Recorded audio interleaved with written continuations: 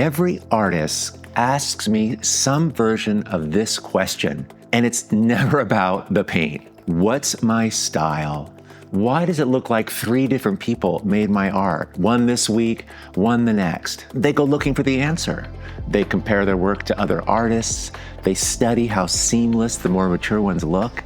They stare at their own body of work, trying to find it by staring even harder. But they never find it. And it's because they're asking the wrong question.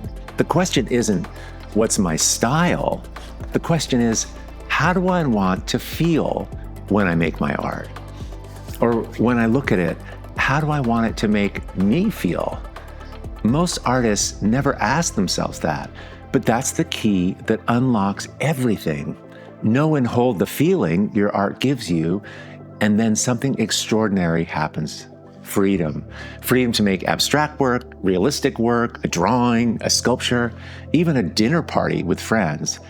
It can come out in your business or in a relationship. The medium was the thing that never needed to stay consistent. It's the feeling you keep pointing towards. And only you know how you want to feel. And nobody can hand you that answer. And you won't find it looking outside of yourself, someone else's consistency, or anywhere near comparison. The art you're making today and everything you make moving forward is simply the visual artifact of you getting closer and closer to your particular answer.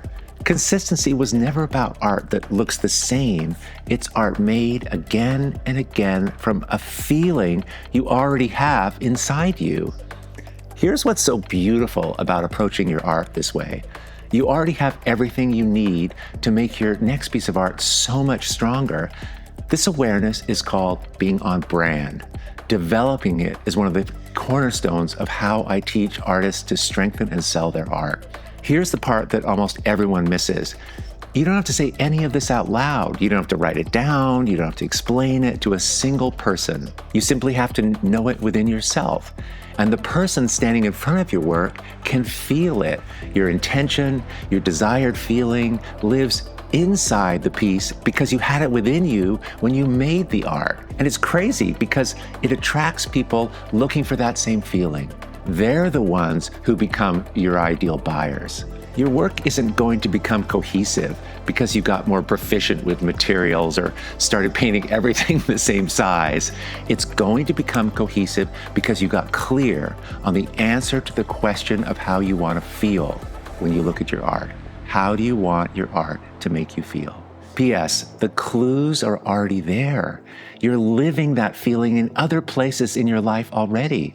So look there first, then hold that feeling while you make the work and return to it again and again.